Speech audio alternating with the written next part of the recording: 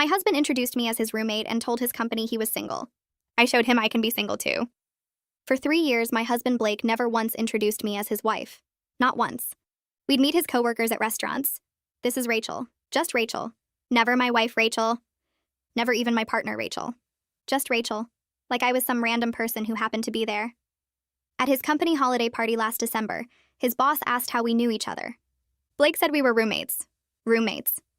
We've been married 4 years. I corrected him immediately. Actually, we're married. Blake laughed it off. She means we live together. It feels like marriage sometimes. His boss looked confused but moved on. In the car, I lost it. Why did you say we're roommates? It's complicated. The company culture is weird about married guys. They think single men work harder, stay later, travel more. That's idiotic. You wear a wedding ring. I take it off at work. He showed me his jacket pocket. His ring was there. I started paying attention after that. January, we ran into his college friends at a bar. This is Rachel. She's a friend from the neighborhood. February, his brother visited with his new girlfriend. Blake introduced me as his girlfriend. Not wife. Girlfriend. Even his brother looked shocked. March was the breaking point. Blake got promoted to regional manager. Big raise, corner office. The announcement email went out to the whole company. Congratulations to Blake Fordham on his promotion. As one of our most dedicated single employees, Blake exemplifies the availability and flexibility we value. Single employee. It was in writing. I called Blake at work. Did you tell them we're divorced? No, I just never corrected their assumption. We've been married 4 years. You've worked there for 2. How is that an assumption?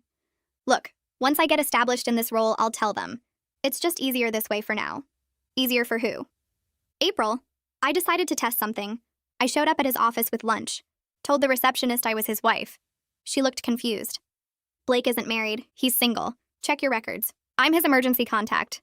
She checked. You're listed as Rachel, neighbor. That night, I asked Blake about it. If I die at work, they'll call you. What does it matter what label they use? It matters because I'm your wife. Not your neighbor. Not your roommate. Your wife. He promised to fix it. He didn't. May, I found out something interesting. Blake's company had an internal social network. Like Facebook, but for employees. Blake's profile said single. His relationship status wasn't just hidden. It actively said single. But that wasn't the interesting part.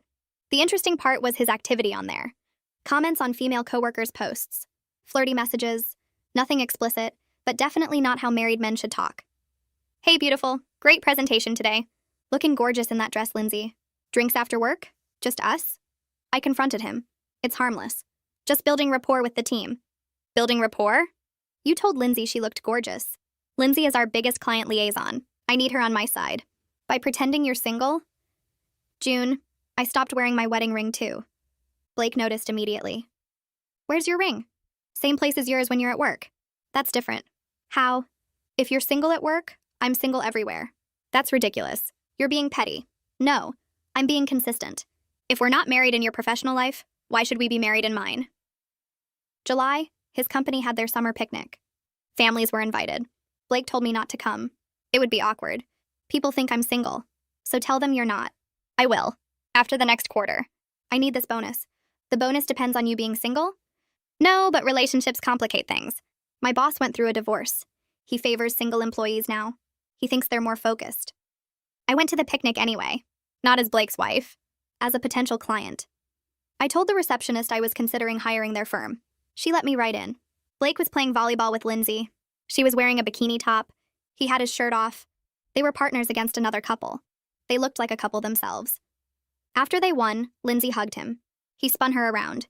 His actual boss, Carl, was watching them with approval. I walked over to Carl. Hi, I'm Rachel Fordham. I'm considering hiring your firm. Carl's face lit up. Fordham? Any relation to Blake? He's my husband. Carl's expression changed completely. Blake's married? Blake saw me then. His face went white. Rachel. What are you doing here? Supporting my husband at his company event. Why wouldn't I be here? Lindsay looked between us. You're married? To her? 3 years. Together for 6? Blake tried to salvage it. We're separated. Actually working through some things. No, we're not. We live together. Share bank accounts. File taxes jointly. Very much married. Carl pulled Blake aside. They talked for 10 minutes. Blake came back furious. He caught me in the parking lot before I could get to my car. His face was red. Not just pink from the sun, but actually red like he'd been holding his breath. He grabbed my arm. What the hell was that? Why would you do that to me? I pulled my arm back. Do what? Tell the truth? You humiliated me. In front of my boss. In front of everyone. I opened my car door. You humiliated yourself. I just showed up. He blocked the door. You know what you did? You ruined everything. 3 years of work. Gone. I got in the car anyway, had to push past him a little. You spent 3 years lying. That's what ruined it. He was still talking when I closed the door, yelling something about how I never understood anything. I started the engine. He hit the window with his palm. Rachel, we need to talk about this. I backed out while he was still standing there. His mouth was moving, but I couldn't hear the words anymore. I didn't go home. I went to Heather's apartment across town, the one with the blue door and the broken doorbell. I had to knock 3 times before she answered. She took one look at my face and pulled me inside. What happened? I tried to explain, but it came out wrong, all jumbled. The picnic and Carl and Lindsay in her bikini top and Blake's face going white. Heather disappeared into the kitchen and came back with wine and 2 glasses. Start from the beginning. So I did. I told her about December when Blake called me his roommate, about January and February and March, about the email that said single employee, about showing up at his office and being listed as neighbor, about the internal social network and the flirty comments, about June when I stopped wearing my ring too. She didn't interrupt once. When I finished, she poured more wine. 3 years? I nodded. 3 years of this? I've been such an idiot. She shook her head hard. Number. He's the idiot. You're the one who finally did something about it. But I should have done something sooner. Maybe. But you did it now. That's what matters. My phone started ringing. Blake's name on the screen. I let it go to voicemail. It rang again and again. Heather grabbed it and turned off the sound. You don't have to deal with him tonight. The phone lit up 17 times over the next few hours. 17 calls. I gave in and listened to the first voicemail around 9. Rachel, you need to come home so we can talk about this like adults. The second one at 9:15. I can't believe you would betray me like this. After everything I've done for you. The third one at 9:30. Carl is going to fire me. Do you understand that? My career is over because you couldn't keep your mouth shut. I handed the phone to Heather. She listened to the 4th message and deleted it without playing it for me. You don't need to hear any more of these tonight. But what if something's actually wrong?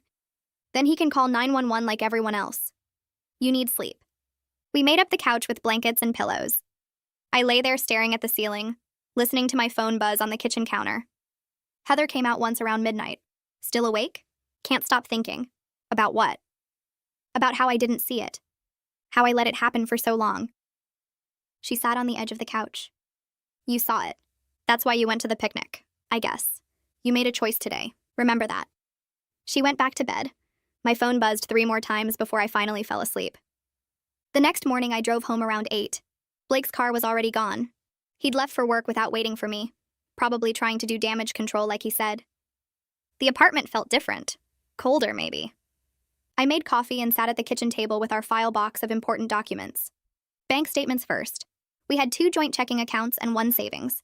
My paycheck went into one checking account, his went into the other. The savings had about $8,000. I pulled out the car lease, both our names. 2 years left on it. The apartment lease, both our names. 14 months left. I found our tax returns from last year, filed jointly. Our health insurance cards. I was on his plan through work. My emergency contact form from my job. Blake's name and number. His emergency contact form that listed me as neighbor. I put that one aside. Credit cards. We had 3. 2 were joint accounts. 1 was just in my name, but Blake was an authorized user. I started making lists. Things that would need to change. Bank accounts to separate, lease to break or someone to move out, car lease to deal with, insurance to figure out. By noon, I had 4 pages of notes and a headache. Everything was connected. 4 years of building a life together meant 4 years of tangled finances and shared responsibilities. I couldn't just walk away. It would take months to untangle all of this. Blake came home at 6 looking worse than I'd ever seen him. His tie was loose and his shirt was wrinkled. He dropped his briefcase by the door. We need to talk. I stayed at the table with my lists. Okay. He sat down across from me. Carl pulled me into his office first thing this morning. What did you tell him? Blake rubbed his face. I tried to explain that it was complicated, that we were having problems, that you showed up without warning. He wouldn't listen. He wanted to know why I lied about being married. What did you say? That it was a misunderstanding. That I never actually said I was single. Carl said that's not what it looked like. He said everyone at the company thinks I'm single because I told them I was single. Blake's voice got louder. He said lying about your marital status shows bad character. He said if I'll lie about that, what else will I lie about? I picked up my pen. What else did he say? That he's watching me now. That my judgment is in question. That several people who saw what happened at the picnic have been asking questions. Blake stood up and started pacing. Jeremy came up to me in the break room and said he always thought it was weird that I acted single. Lindsay won't even look at me. Everyone's treating me like I did something wrong. You did do something wrong. That's not the point. I asked him what he meant by that's not the point. He stopped pacing. The point is you destroyed my reputation. You came to my workplace and exposed me in front of everyone. I closed the file box. I told Carl I was your wife. That's the truth. You made me look like a liar. You are a liar. You told your company you were single for 2 years. He slammed his hand on the table. It wasn't like that. Then what was it like? I didn't tell them I was single. I just didn't correct them when they assumed. Blake, your profile literally said single. That was just the default setting. You commented on Lindsay's posts calling her beautiful. That was networking. You told Carl's assistant I was your neighbor. That was easier than explaining. I stood up. Do you hear yourself? Do you hear how many excuses you're making? I'm not making excuses. I'm explaining the situation. There's a difference. Number. There really isn't. He followed me into the living room. You don't understand corporate culture. You don't understand how things work at my level. Carl favors single guys. Everyone knows that. He thinks married men are less committed, less available. So you erased me to get ahead. I did what I had to do, and now you're paying for it. He got in front of me. I'm paying for what you did. You're the one who showed up at the picnic. You're the one who told Carl. I wouldn't have had to tell Carl anything if you'd been honest from the start. That's easy for you to say. You don't have career pressure like I do. My promotion depended on Carl seeing me as dedicated, as someone willing to put work first. I sat on the couch. And being married means you can't put work first? In Carl's eyes, yes. So for 3 years you pretended I didn't exist. I didn't pretend you didn't exist. I just kept work and home separate. By calling me your neighbor, by taking off your ring, by flirting with Lindsay. Those were all necessary. For what? For my career. For our future. For the life I'm trying to build for us. I looked at him. You mean the life you're trying to build for yourself? We fought for 2 hours. Blake kept insisting he'd done what he had to do for career advancement. I kept pointing out that plenty of married people advance in their careers without lying. He said I was being naive about corporate politics. I said he was being disrespectful about our marriage. He said Carl's generation thinks differently about these things. I said that didn't make it okay. He said I was selfish for not understanding. I said he was selfish for erasing me. We went in circles.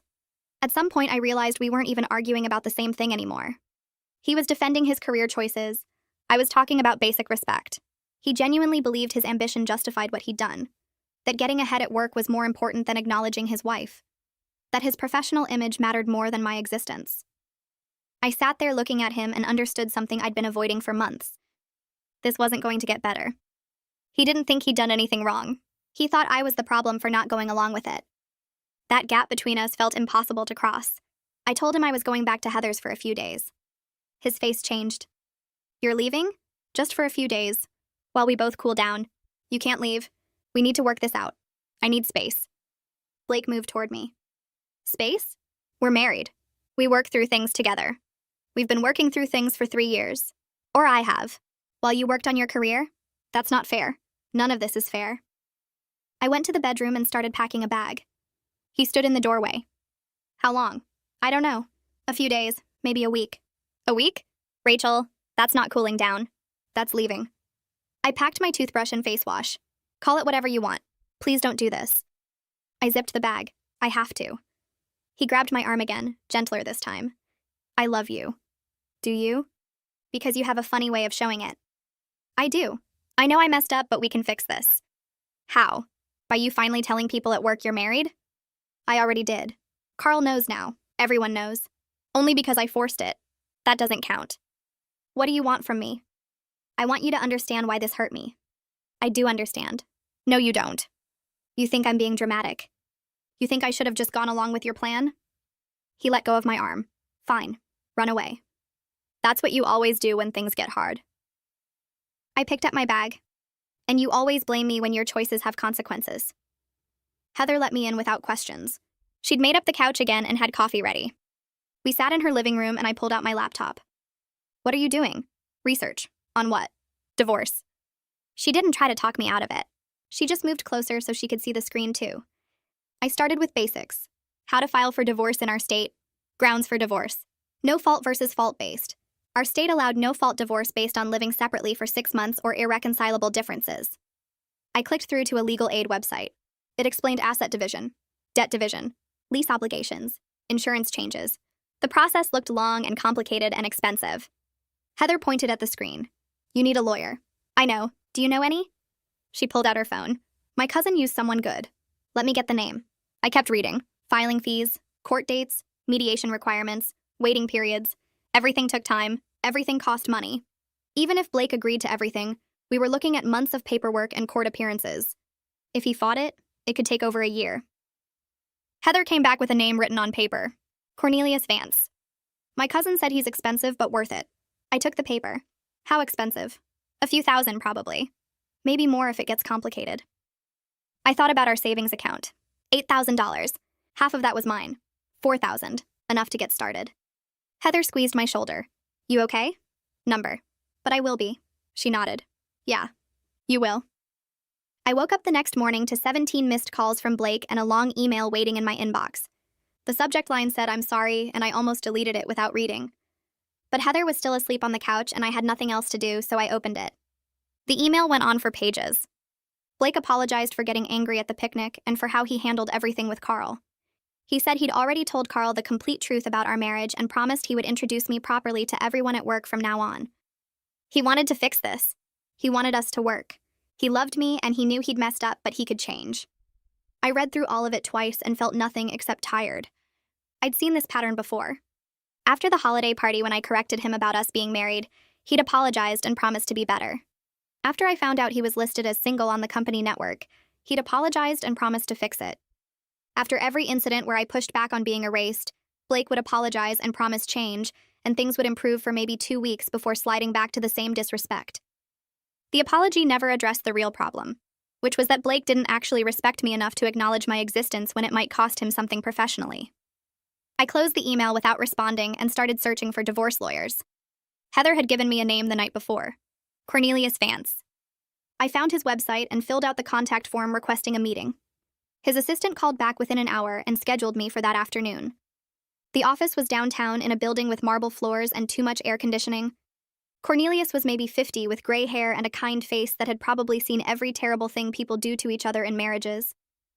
I sat across from him and told the whole story. 3 years of being introduced as just Rachel, the roommate comment at the holiday party, being listed as his neighbor on emergency contacts, the single status on his work profile, the flirty messages to Lindsay, the company picnic where I finally forced the truth out.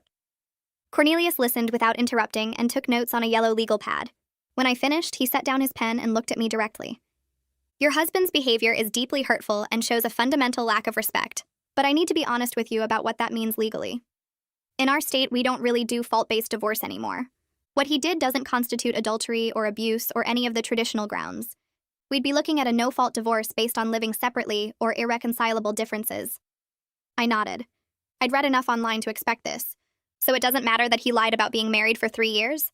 It matters to you, and it should matter to him. But it doesn't change the legal process or the outcome. We'll divide your assets and debts according to state law. If you own property together, we'll figure out who keeps what or sell it and split the proceeds. Same with bank accounts, retirement funds, any debts you've accumulated. He pulled out a fresh sheet of paper and started making a list. Tell me what you own together. I went through it all. We rented an apartment with 6 months left on the lease. We had a joint checking account with about $8,000, a savings account with another $12,000, a car lease in both our names with 2 years remaining, credit card debt of about $5,000 split between 2 cards. No kids, no house, no complicated investments. Cornelius wrote it all down and nodded. This is actually pretty straightforward compared to most divorces I handle. The lease is the trickiest part. You'll either need to both move out and pay the early termination fee, or one of you stays and the landlord agrees to remove the other person from the lease. The car lease will need to be refinanced in one person's name, or you'll need to buy it out early. Joint accounts get closed and the money divided. Debt gets split unless you can prove one person was solely responsible. He looked up from his notes. Even if your husband cooperates fully and agrees to everything, this process takes time. We're looking at several months minimum to get everything properly separated, and the divorce finalized. If he fights any part of it, we could be dealing with this for a year or more. How much will it cost? My retainer is $3,000. That covers the initial filing and basic negotiations. If things get complicated or contested, you'll need to pay additional fees. Most divorces I handle run between $5,000 and $10,000 total in legal costs. I thought about the $4,000 that was technically my half of our savings. It would barely cover getting started. But staying married to someone who erased me felt more expensive in ways that had nothing to do with money. I told Cornelius I needed a day to think about it, and he said that was fine. Take your time. This is a big decision. I drove back to the apartment because I needed clothes and my work laptop. Blake's car wasn't in the parking lot, so I figured I was safe. But when I opened the door, the smell of lasagna hit me immediately. The apartment was spotless. Every surface gleamed. The dishes were done. The floors were vacuumed. Blake had even cleaned the bathroom, which he normally avoided like it might kill him. And there he was in the kitchen wearing an apron, pulling my favorite dinner out of the oven. He turned when he heard me come in and his face lit up with desperate hope. "You're home. I made dinner. Your mom's lasagna recipe." I just stared at him. This was Blake's standard move after major fights. Clean everything. Cook something special. Act like the perfect husband until I forgave him and things went back to normal. I'd fallen for it maybe a dozen times over 4 years. Not this time. I came to get some things. I'm staying at Heather's. Blake set down the lasagna and came toward me. "Please don't go. We need to talk about this. About counseling. About fixing our marriage. I'm not interested in the same conversation we've had 10 times before. This is different. I really understand now what I did wrong." "You don't. You understand that you got caught and faced consequences. That's not the same as understanding why what you did was wrong." He grabbed my hand. I told Carl everything. I explained that we're married and that I made a mistake by not being open about it. "I'm fixing this. You're doing damage control. That's different from actually respecting me." "Rachel, please. I love you. We can work through this." I pulled my hand away. "How many times have we had this exact conversation? How many times have you promised to do better and then gone right back to the same behavior? This time is different. It's not. You're just scared because the consequences actually affected you this time. That's not fair. It's completely fair. You spent 3 years erasing me because it was convenient for your career. Now that it's inconvenient to keep lying, suddenly you want to acknowledge I exist. But you're only doing it because you have to, not because you actually respect me." Blake's face went red. "I do respect you." "Then why did you introduce me as your roommate? Why did you tell people we were separated at the picnic? Why is your emergency contact listed as your neighbor instead of your wife?" "Because the company culture is complicated and I was trying to navigate it. By pretending I don't exist. I wasn't pretending you don't exist. I was just keeping my work life and personal life separate. You actively lied. You removed your ring. You flirted with Lindsay. You told your own brother I was your girlfriend instead of your wife. That's not separation, that's deception." We stood there in the kitchen with the lasagna getting cold between us. Blake looked exhausted and sad, and I almost felt sorry for him. Almost. I need space. Real space. Not just a night at Heather's. I need time to figure out what I want without you cooking dinner and cleaning the apartment and performing being a good husband. How long? I don't know. Maybe we should try counseling. Just one session. If it doesn't help, then fine. Take all the space you need. But give us one real chance. I looked at him standing there in the apron with his perfect dinner and his spotless apartment and his desperate eyes. Part of me wanted to say no and walk out. But another part of me, the part that had loved him enough to marry him, wanted to believe that maybe this time could be different. Fine. One session. Blake's whole body relaxed. "Thank you. We'll find someone good. Someone who specializes in marriage counseling. A mediator, not a therapist. Someone neutral." He nodded eagerly. "Whatever you want, I'll set it up." I went to the bedroom and packed a bigger bag this time. More clothes, my work laptop, toiletries, books. Blake watched from the doorway but didn't try to stop me. "The counseling appointment is next week. Tuesday at 7. I'll text you the address." I zipped the bag and walked past him toward the door. Blake followed me. "Are you coming back? To the apartment?" "Eventually I'll need to. We need to figure out the lease and our stuff. But I'm not moving back in. Not right now." He looked like he wanted to argue but managed to stop himself. "Okay, whatever you need." I left him standing in the doorway and drove back to Heather's place. She was awake now and making coffee. "How'd it go with the lawyer?" "He says it'll take months even if Blake cooperates. Thousands of dollars, complete financial chaos." She handed me a mug. And Blake made lasagna, cleaned the whole apartment, begged for counseling. Of course he did. I agreed to one session. She raised her eyebrows but didn't comment. When? Next week? Tuesday. Want me to come wait in the parking lot in case you need a quick exit? I smiled despite everything. Maybe. The next few days were strange. Blake texted constantly but kept it surface level. Hope you're doing okay. Thinking about you. Can't wait for Tuesday. He didn't push me to come home or demand we talk. For once, he seemed to understand that giving me space meant actually giving me space. On Monday, Blake came home from work looking shaken. I'd stopped by the apartment to get mail and found him sitting at the kitchen table staring at nothing.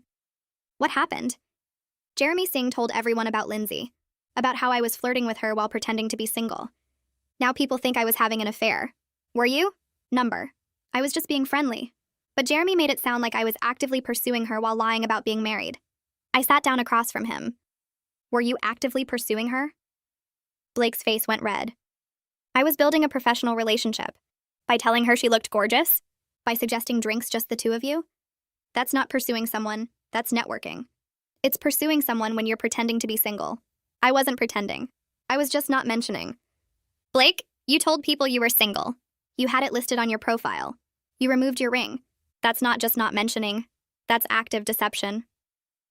He put his head in his hands. Everyone at work thinks I'm a liar now. Jeremy told people I was making plans with Lindsay that excluded a spouse I claimed not to have. They think I'm a cheater. You are a liar. And you were making plans that excluded me. Because I thought you didn't exist in that part of my life. Blake looked up at me with genuine confusion on his face, like he couldn't understand why his coworkers were treating him differently now. They're calling me a backstabber. Jeremy is. He went behind my back and spread information that made me look bad. He told people the truth about what he witnessed. That's different from spreading information. It's the same thing. It's not. And you being angry at Jeremy for telling the truth is exactly the problem. You can't separate your actions from their consequences. You lied for 3 years and now people know you lied. That's not Jeremy's fault. It's yours. I left before the conversation could go in circles again. The counseling session on Tuesday was exactly as bad as I expected. We met at a mediator's office in a strip mall between a nail salon and a tax preparation place. The mediator was a woman named Amira, who had gray hair and the kind of patient smile that probably worked on couples who had normal marriage problems. Blake spent the first 30 minutes explaining the corporate culture at his company. How Carl favored single employees after his divorce. How being married was seen as a liability for advancement. How he'd just been trying to navigate a complicated professional environment. Amira listened and nodded and took notes. Then she looked at Blake with that patient smile. It sounds like you felt you needed to hide your marriage for career reasons, but I'm noticing that you're spending a lot of time explaining why you made that choice and not very much time talking about how that choice affected Rachel. Blake looked confused. I'm explaining the context. Context is important. Of course, but Rachel isn't here to understand your company's culture. She's here because she feels hurt and disrespected by your choices. Are you able to acknowledge that impact? I do acknowledge it. I've apologized. But she needs to understand why I did what I did. Blake, Amira said gently, it seems like you're more focused on justifying your choices than understanding their effect on your wife. That's not true. I understand she's upset. Upset is different from hurt. Upset is different from feeling erased and disrespected for 3 years. Can you speak to Rachel's actual experience rather than defending your decisions? Blake's face went red. This is exactly what I was worried about. You're biased against me. Everyone is acting like I'm some terrible person when I was just trying to succeed at work. I finally spoke up. You weren't just trying to succeed. You actively told people we were roommates. You called me your neighbor on emergency forms. You removed your wedding ring. You flirted with a coworker while pretending to be single. Those weren't necessary for career success. Those were choices you made to erase me. I was keeping my work life separate from my personal life. Lots of people do that. Separate is different from deception. You didn't just not mention me. You actively lied about being single. Blake turned to Amira. See? She's being dramatic. This is why we need help. We need someone to explain to her that what I did was normal workplace behavior. Amira's patient smile had disappeared. Blake, I need to be direct with you. What you did wasn't normal workplace behavior. You systematically misrepresented your marital status for 3 years. That's not the same as maintaining professional boundaries. It's strategic career management. It's lying to your wife, your employer, and your coworkers. And right now, you seem unable to distinguish between explaining your reasoning and taking responsibility for the harm you caused. Blake stood up. This is pointless. You're just going to take her side like everyone else. I'm not taking sides. I'm trying to help you see that your wife is telling you she felt erased and disrespected, and your response is to defend yourself rather than listen to her experience. I don't need to pay someone to tell me I'm a bad husband. Blake grabbed his jacket and walked out. Amira and I sat in silence for a moment. I'm sorry, she said. Sometimes people aren't ready to do the work. I nodded. I knew he wasn't. But I needed to be able to say I tried everything. Amira looked at me with something like sympathy. You can't make someone respect you. They either do or they don't. And if they don't, no amount of counseling will fix that fundamental problem. I know. I left the office and sat in my car for a long time before driving back to Heather's apartment. Blake texted me that night saying the mediator was biased and we should find someone else who would actually be neutral. I didn't respond. There was nothing left to say. The next day, Blake texted me suggesting we find a different counselor who would be more neutral and understanding of the situation. I stared at the message for a long time before responding. He wasn't looking for help. He was looking for someone to tell him he was right. I texted back that I didn't think counseling would work if he couldn't admit the basic problem. He called immediately, but I didn't answer. Instead, I drove to our apartment while he was at work and started packing more of my things.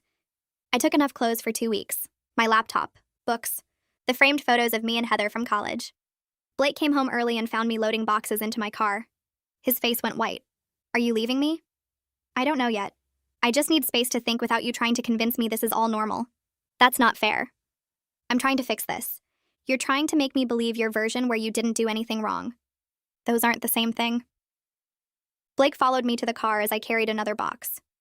Where are you going? Heather's. For how long? I don't know. Blake grabbed my arm, not hard but desperate. Please don't do this. We can work through it. I need to think clearly. I can't do that here with you telling me I'm overreacting every 5 minutes. I'm not trying to manipulate you. Yes, you are. You've been doing it for 3 years, telling me your lies were necessary, that I should understand, that I'm being dramatic. I'm tired of it. I loaded the last box and drove away while Blake stood in the parking lot watching. At Heather's apartment, I unpacked my things into her spare room and felt strange relief at having my own space. No wondering what Blake was telling people. No watching him take off his ring. Just quiet. Heather ordered pizza and we ate on her couch while I explained everything about the counseling session. She shook her head. He's never going to get it. He thinks he was smart, not cruel. I know. That's what scares me. 3 days later, Blake called me sounding shaken. Lindsay complained to HR. About what? About me. About how I acted at work. She told them I flirted with her while pretending to be single, and now she feels uncomfortable because everyone thinks she knew I was married. I didn't say anything. Blake continued.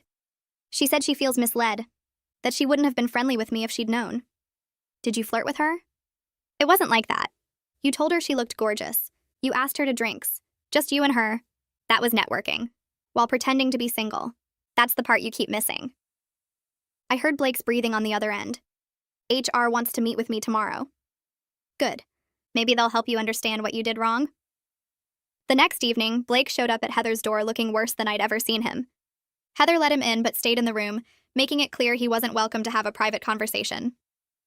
Juliet from HR called me in for a formal meeting. Blake's voice was hollow. She had documentation. All the times I listed myself as single on company forms. My internal profile. Messages to Lindsay. They're putting a note in my file about misrepresenting my marital status and inappropriate workplace conduct. Are they firing you? Number. But Carl was there. He said my judgment is now in question. That lying about something this basic makes him wonder what else I might be dishonest about. I felt a complicated mix of satisfaction and sadness. You did this to yourself. You need to fix it. Can you call them? Tell them our marriage was fine? That I didn't do anything wrong? That you overreacted at the picnic? I stared at him. Number. Why not? Because you did do something wrong. You lied for 3 years. You flirted with a coworker while pretending to be available. Those are facts. I'm not going to lie for you. You're my wife. You're supposed to support me. Support goes both ways. You never supported me. You erased me. Blake's face turned red. So you're just going to let them ruin my career? You ruined your own career. I'm not your shield. Blake left without another word. The following weekend, I drove to my parents' house for dinner. I'd been avoiding telling them what was happening, but I needed their perspective. My mom opened the door and immediately knew something was wrong. Over pot roast, I explained everything.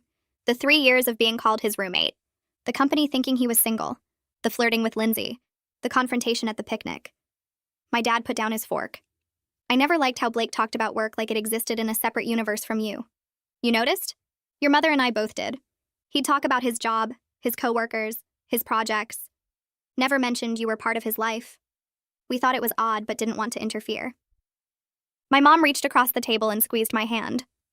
I'm not surprised you're considering leaving. What he did was disrespectful. I thought you'd tell me to work on the marriage, to give him another chance.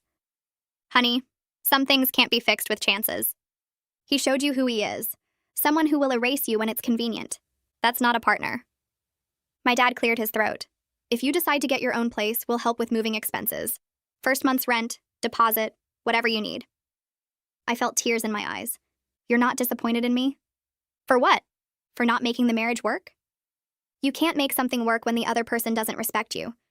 We're proud of you for recognizing that. The validation from my parents meant more than I expected. They weren't telling me to compromise or try harder. They were taking my side. 2 days later, Blake's mother called me. Rachel, what's going on? Blake says you're being unreasonable about some work situation. I took a deep breath and explained the whole pattern. The 3 years of being introduced as his roommate or neighbor. The company believing he was single. The deliberate choice to remove his ring and lie on official documents. Blake's mother was quiet for a moment. He's always been very focused on his career. That's different from lying about being married. I understand you're upset, but marriages take work. This isn't about me not working on the marriage. This is about Blake not acknowledging I existed. Blake's father got on the line. He'd been listening on speaker. Rachel, I need to apologize. What Blake did was wrong. His mother started to protest, but his father cut her off. No, Linda. What he described to us was keeping work and home separate. What Rachel is describing is systematic dishonesty. Those aren't the same thing. I raised him better than this. I felt my throat tighten. Thank you for understanding. Blake's father sighed. I don't know if you can forgive this. I don't know if I would. But I want you to know that what he did doesn't reflect how we raised him to treat his wife. After we hung up, I sat in Heather's spare room feeling emotionally exhausted, but also clearer about my decision. That night, I opened my laptop and started searching for apartments I could afford on my salary alone. The numbers were hard. Our current place was expensive, split between 2 incomes. On my own, I'd need to downsize significantly. Studio apartments in less convenient neighborhoods, older buildings without amenities. I made a spreadsheet of possibilities, calculating what I could manage with first month, last month, and deposit. It was doable but tight. I'd have to give up the nice gym, the covered parking, the updated kitchen. But as I looked at the listings, I realized I wasn't sad about the downgrade. I was relieved. These would be my spaces. No one would be removing wedding rings or lying about my existence. Small and modest felt better than spacious and dishonest. I bookmarked 6 apartments to visit and felt something like hope for the first time in weeks. This was investing in my self-respect, not losing something.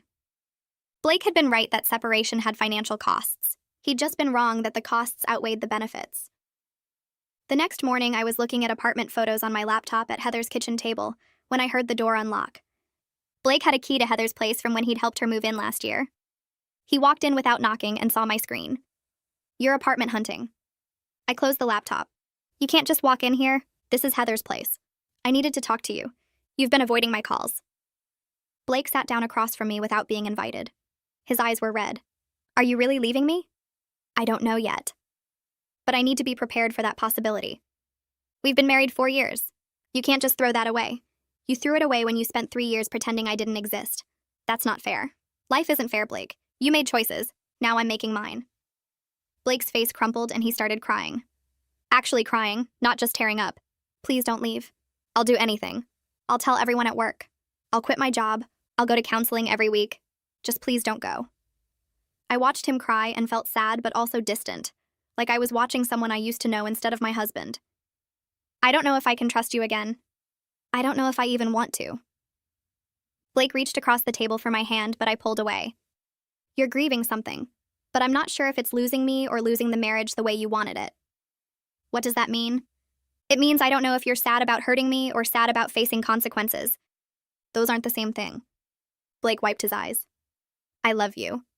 I know I messed up, but I love you. Love isn't enough when there's no respect. And you didn't respect me enough to acknowledge I existed. Blake put his head in his hands and cried harder. I sat there feeling nothing except tired.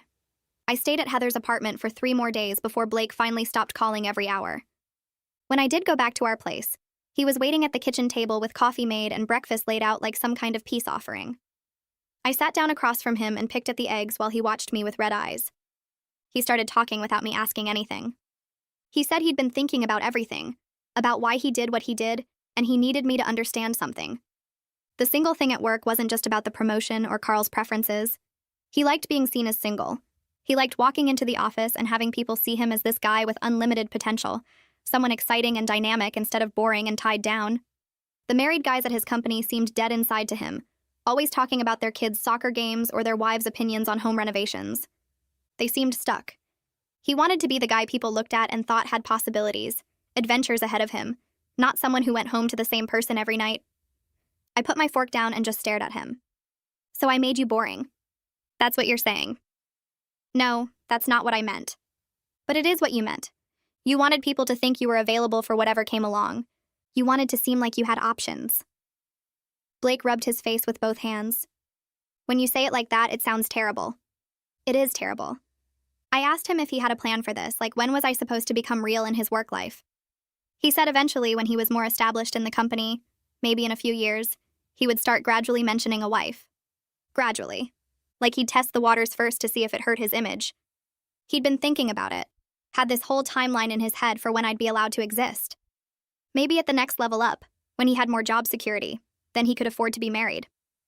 The fact that he'd actually planned it out made everything worse somehow. This wasn't just spontaneous lies to get ahead. He'd calculated exactly how long he could erase me before it became inconvenient for his career trajectory. I asked him how many years I was supposed to wait to be acknowledged. He didn't have an answer for that. Blake reached across the table for my hand, but I pulled back. He asked what he could do to fix this, his voice breaking. I told him I didn't know if it could be fixed because the problem wasn't just what he did. The problem was who he showed himself to be. He was someone who would erase me when it was convenient, and only acknowledge me when forced. How do you trust someone like that? How do you build a life with someone who sees you as a liability to their image? Blake started crying again, saying he never saw me as a liability. He loved me. He just made stupid choices because of work pressure. But it wasn't work pressure. It was his choice. Every single time he introduced me wrong or took off his ring or listed me as his neighbor, that was a choice. Hundreds of little choices over 3 years that all said the same thing. I wasn't worth the minor inconvenience of being honest.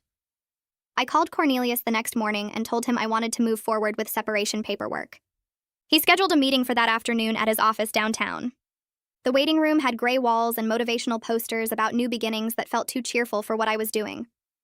Cornelius brought me into his office and pulled out a thick folder of documents. He explained we'd do a formal separation agreement first, dividing assets and establishing separate finances before filing for actual divorce. Our apartment lease was the biggest immediate issue since both our names were on it, and we had 6 months left. Our joint checking and savings accounts needed to be split. The car lease in both our names required either a buyout or refinancing.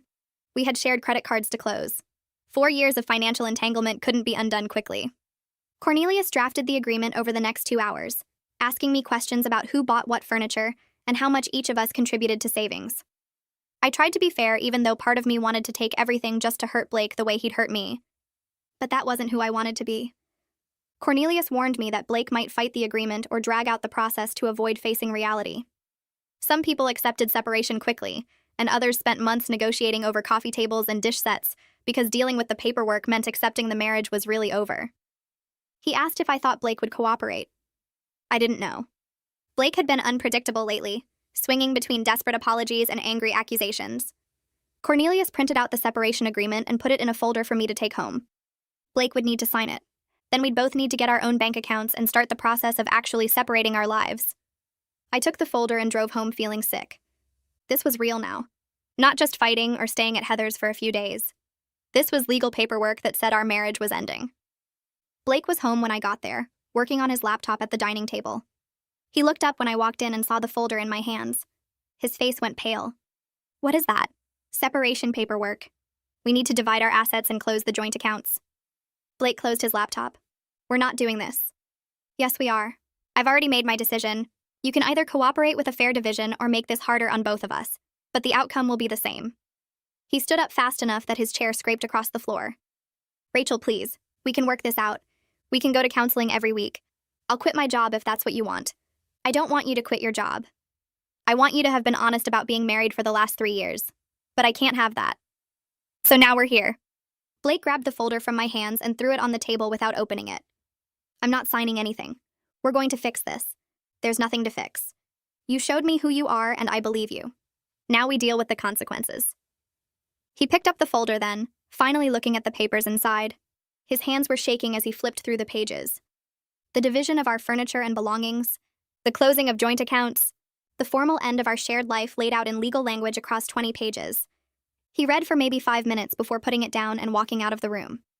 I heard our bedroom door close. For 3 days, the folder sat on the dining table untouched. Blake wouldn't talk about it. He'd come home from work and go straight to the bedroom or leave again to drive around. I stayed in the guest room and waited. On the 3rd night, he finally came out and sat at the table with a pen.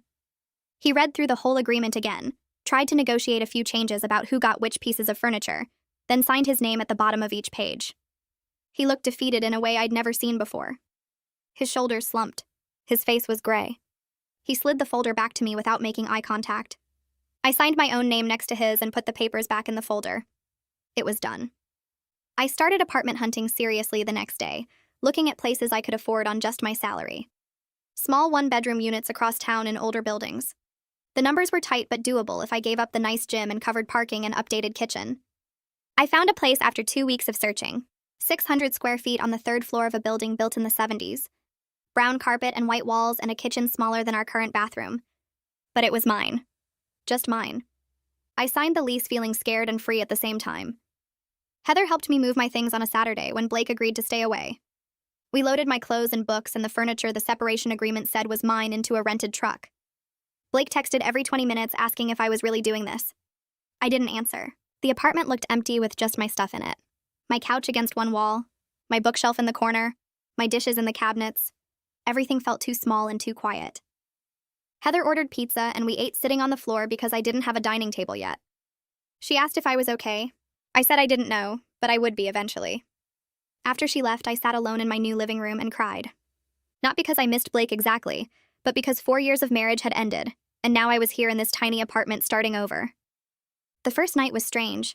I kept listening for Blake's sounds. His keys in the door, his footsteps in the hallway, the TV turning on in the living room. But there was nothing. Just silence and my own breathing and the sound of my upstairs neighbor walking around. I made tea and sat on my couch and realized I felt peaceful in a way our shared space never was. I didn't have to wonder if Blake was taking off his ring when he left for work. I didn't have to wonder how he was describing me to his coworkers. That constant low-level anxiety was gone. The absence of it felt like relief.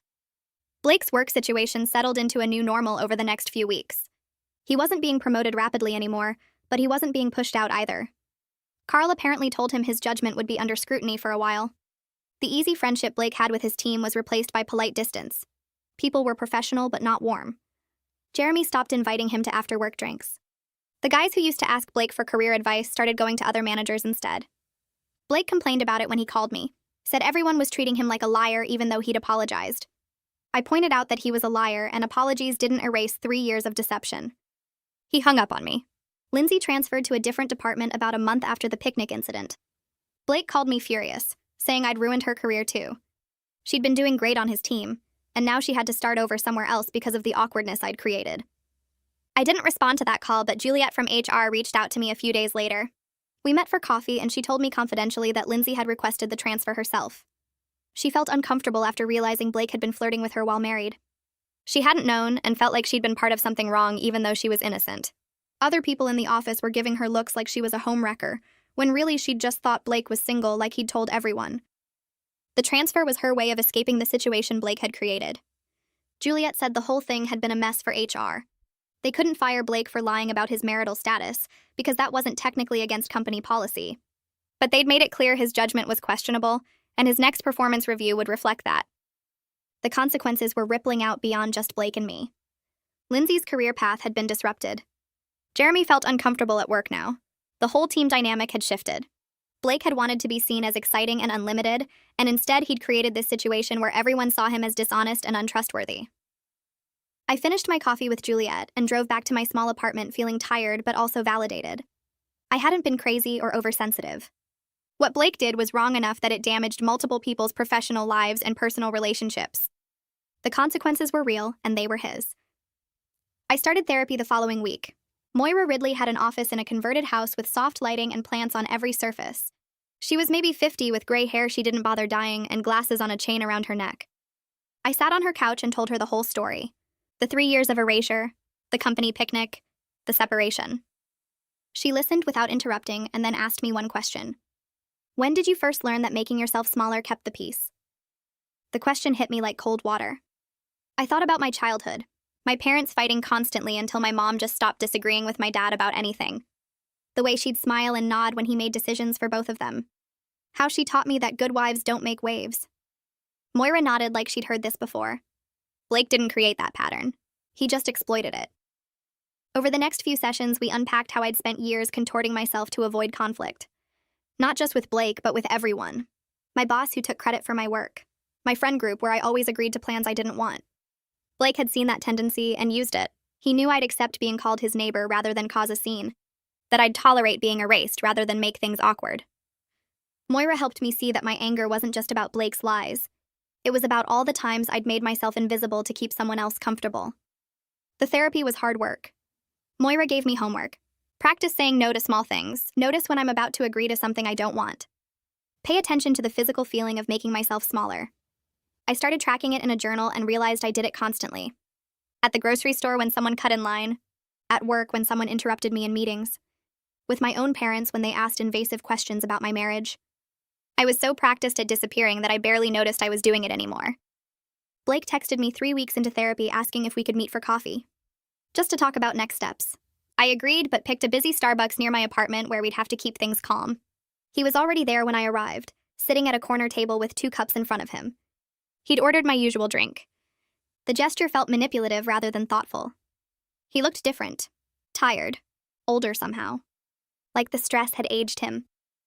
He stood when he saw me, and I sat down across from him without hugging or touching. We stared at each other for a minute, and then he said he'd been doing therapy too. His company made it a condition of keeping his job. He had to do 6 sessions with their EAP counselor to address judgment issues. I sipped my coffee and waited. Blake said his therapist had been asking him questions he didn't have good answers for. Why did he think being married made him seem less capable? Where did that belief come from? He'd been thinking about it a lot, watching his dad growing up. His dad had been offered a big promotion that required relocation when Blake was 10. His mom said no because she didn't want to move the kids. His dad turned it down and stayed in the same position for 20 years. Blake remembered his dad talking bitterly about the guys who got ahead. They were always single or had wives who followed them anywhere. His dad said family held you back if you let it, made you boring, made you stuck. Blake had internalized that message. He'd been determined not to let family obligations limit his career, so he'd just pretended the family obligations didn't exist. He said it out loud like he expected me to understand, to validate the logic. I asked him if he realized how insulting that was, that he saw acknowledging me as a limitation rather than a normal part of being married.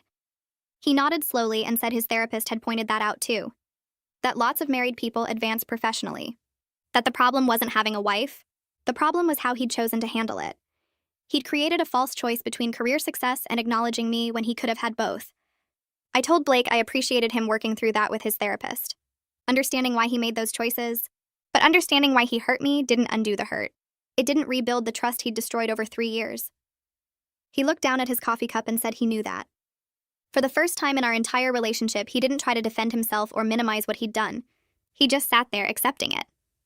We talked for another hour about practical things, the apartment lease, our bank accounts, the car we'd bought together. Blake said he thought we should file for divorce rather than staying separated forever. He'd already talked to a lawyer about the process. He wouldn't fight it or make it difficult. He'd sign whatever papers needed signing. Then he asked if there was any chance I'd consider trying again after some time apart. After he'd done more work on himself. After he'd proven he could change.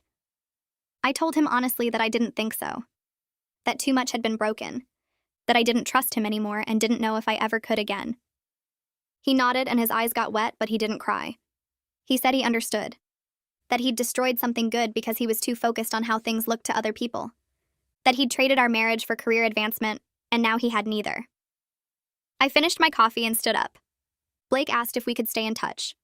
Not as a couple, but as people who used to matter to each other. I said maybe eventually, but not right now.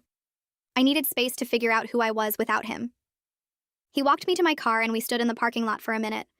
He said he was sorry again. That he knew it wasn't enough, but he meant it. I believed him. I just didn't care anymore. Sorry doesn't fix 3 years of being erased. Blake called me 2 weeks later with news. His company had announced a reorganization. They were eliminating his position entirely, creating a new structure with different roles.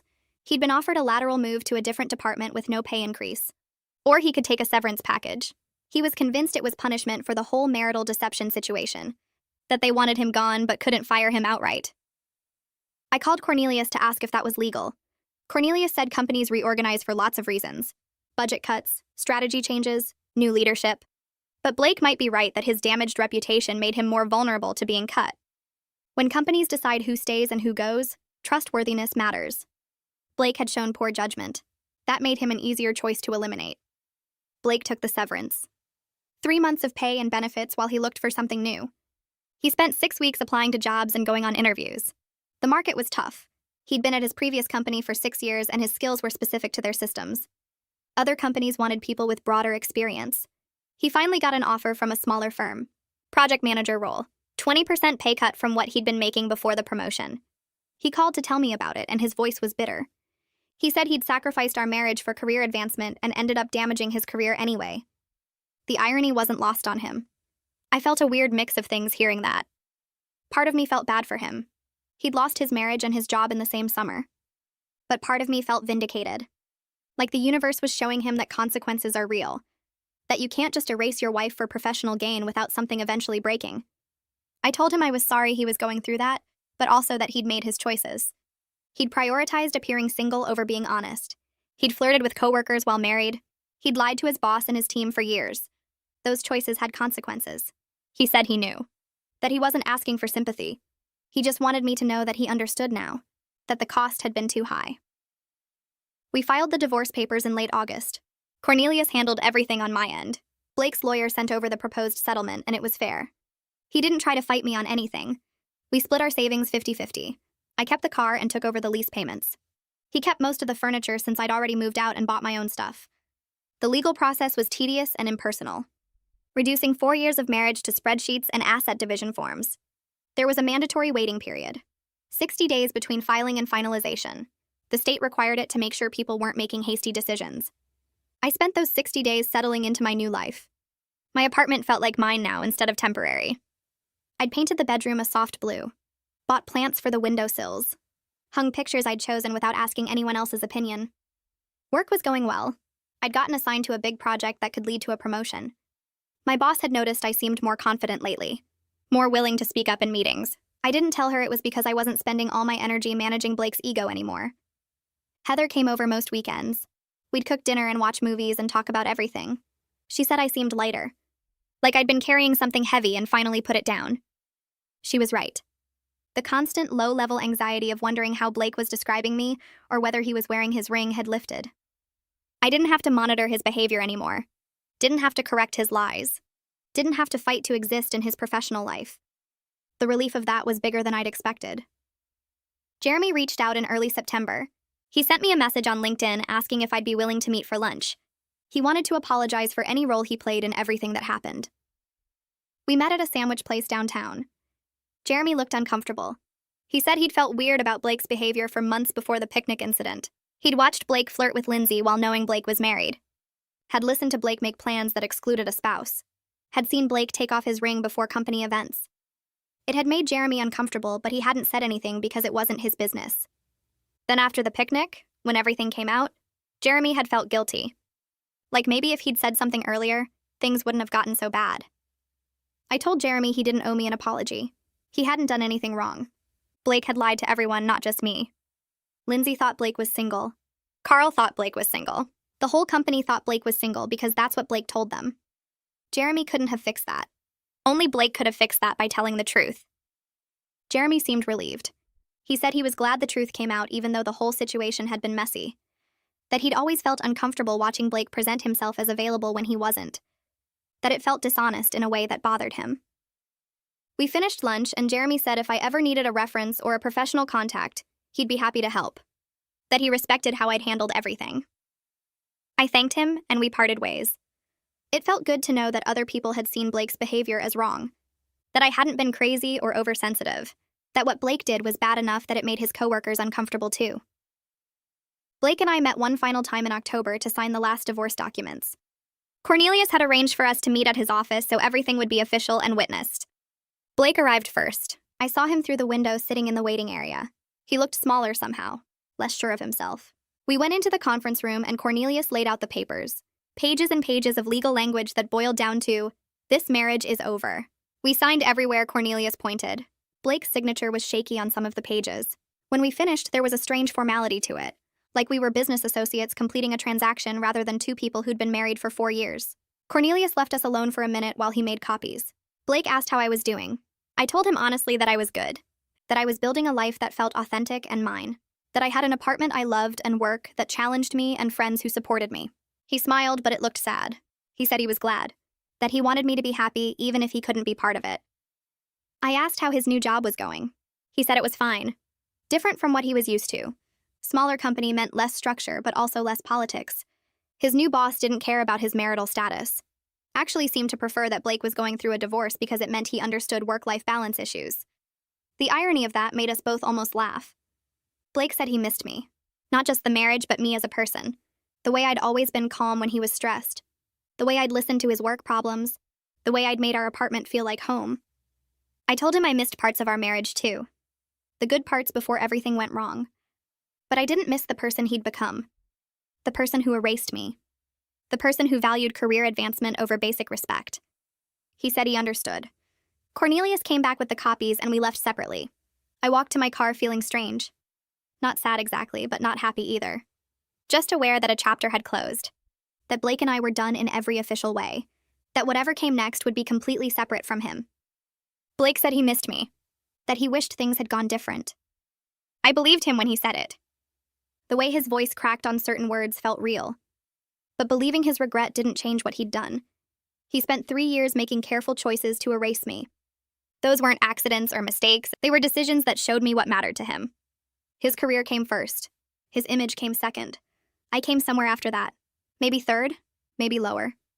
The regret he felt now didn't undo those 3 years of being called his roommate or his neighbor or just Rachel. It didn't undo the wedding ring in his jacket pocket, or the single status on his work profile, or the flirty messages to Lindsay.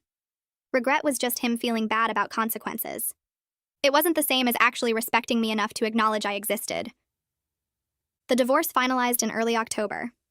3 months after the company picnic where everything blew up.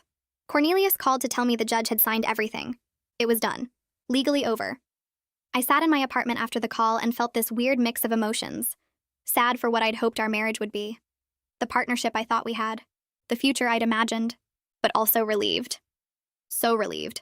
I wasn't in a relationship anymore where I had to fight just to be acknowledged. Where I had to wonder how Blake was introducing me or if he was wearing his ring. Where I had to see myself listed as his neighbor in emergency contacts. That weight lifted. The divorce papers arrived a week later in a manila envelope. Official stamps and signatures making it real. I filed them in a folder and put the folder in my desk drawer. Closed that chapter physically. Heather threw me a divorce party 2 weeks later.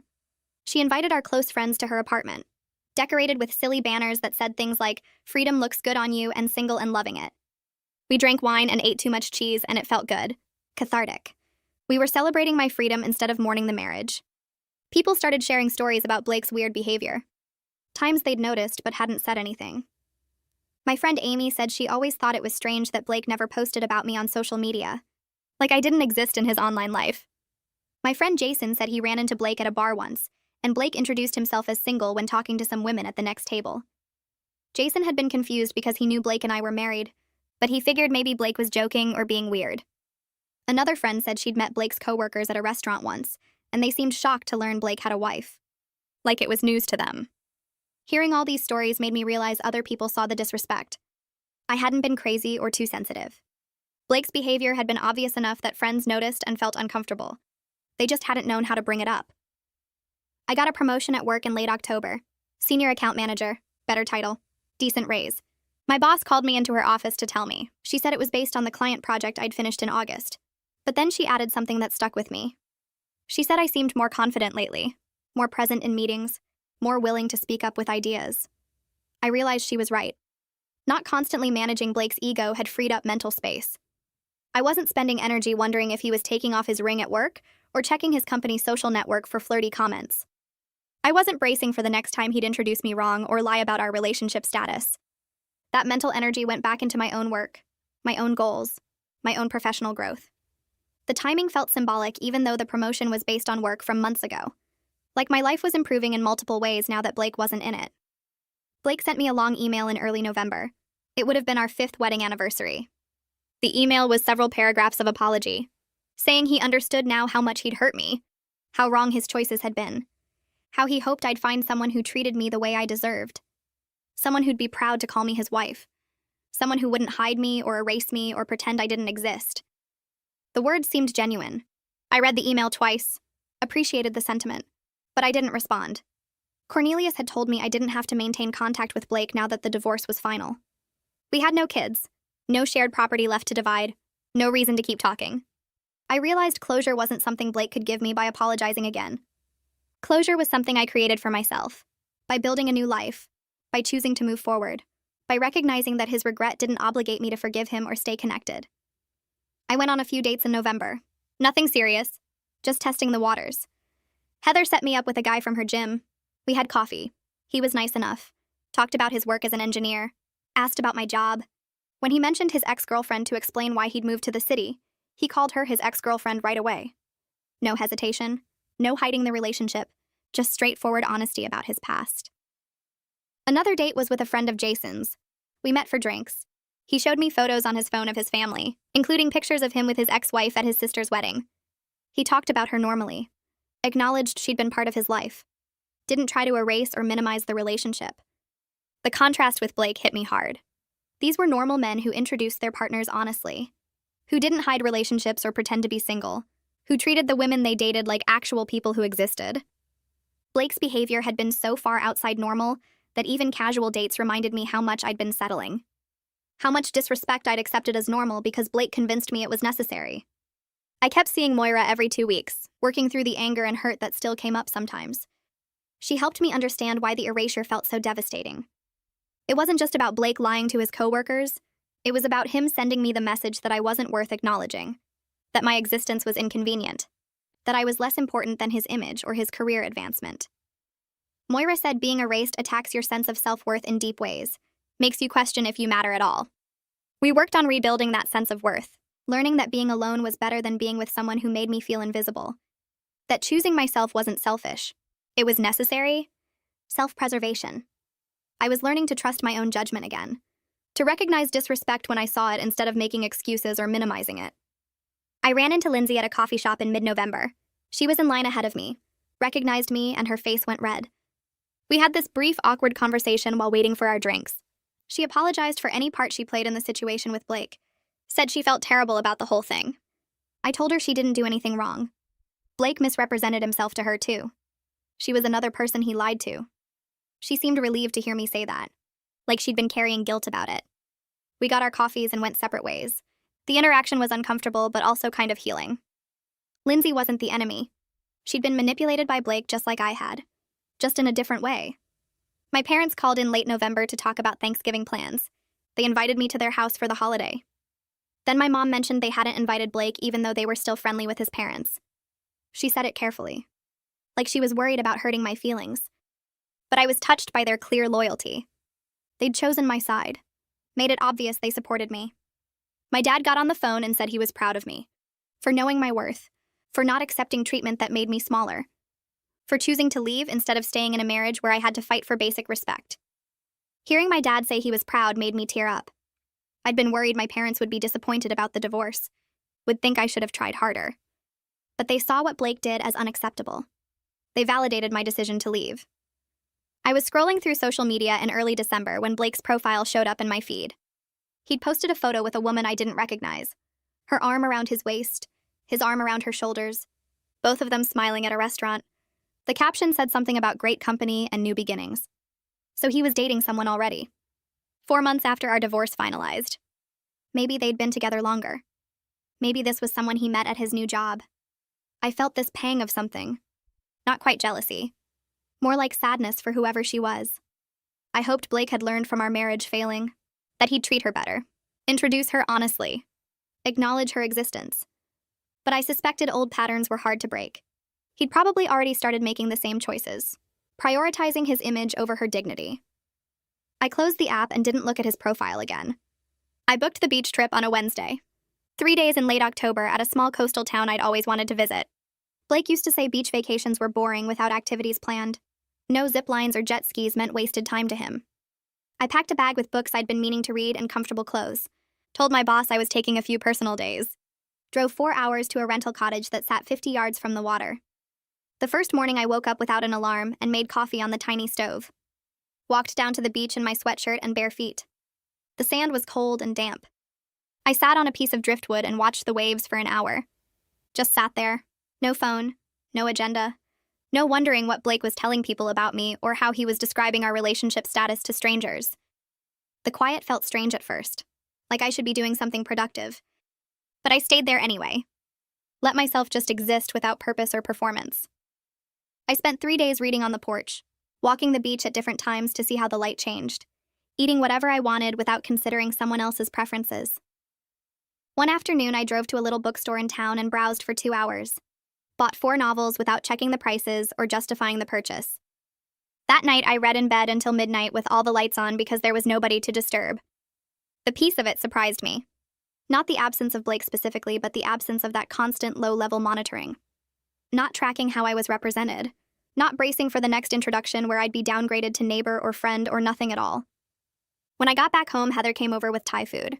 She took one look at me and said I seemed different. Lighter somehow. More like my old self from college before I met Blake. I realized she was right. The tightness in my chest that I'd gotten so used to had loosened. That feeling of waiting for the other shoe to drop. Wondering when Blake would erase me next, or how he was presenting himself to his coworkers. It had lifted, replaced by something simpler. Just being fully myself without editing or shrinking or accommodating someone else's image management. Heather said I was smiling more, talking faster, taking up more space in conversations instead of carefully measuring my words. I hadn't noticed, but she was right about that too. In November, I started volunteering with a women's support group that met at the community center on Tuesday evenings. The facilitator asked if anyone wanted to share their experience.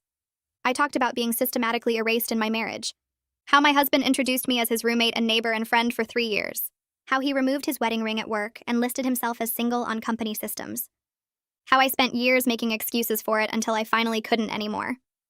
3 other women spoke up after me. One woman's boyfriend refused to post photos of them together on social media because he wanted to appear available to other women. Another woman's husband never mentioned her to his family for 2 years. A third woman's partner introduced her as his assistant when they ran his business together. Different details, but the same core pattern. Being diminished, made smaller, erased when convenient. Helping them name what was happening to them felt meaningful. Like taking something painful I'd been through and using it to help someone else recognize their own situation more clearly. 6 months after the company picnic where everything exploded, Blake's career recovered to a new baseline, and I built a life that was completely mine. My apartment had furniture I picked out myself. Plants on the windowsill that I watered without anyone commenting on the mess. A kitchen where I could cook at midnight if I wanted. Work projects I was proud of that nobody dismissed as less important than their own career. Friends who knew me as just Rachel. Not Blake's wife or Blake's ex-wife. Just me. The divorce still hurt sometimes when I thought about what I'd hoped our marriage would be. The betrayal left marks that therapy was helping me process. But I was happy. Genuinely happy in a way I hadn't been during those 3 years of being erased. That happiness felt like proof I'd made the right choice. Like evidence that leaving was better than staying with someone who made me fight for basic acknowledgement. The life I was building wasn't perfect, but it was fully mine, and that made all the difference.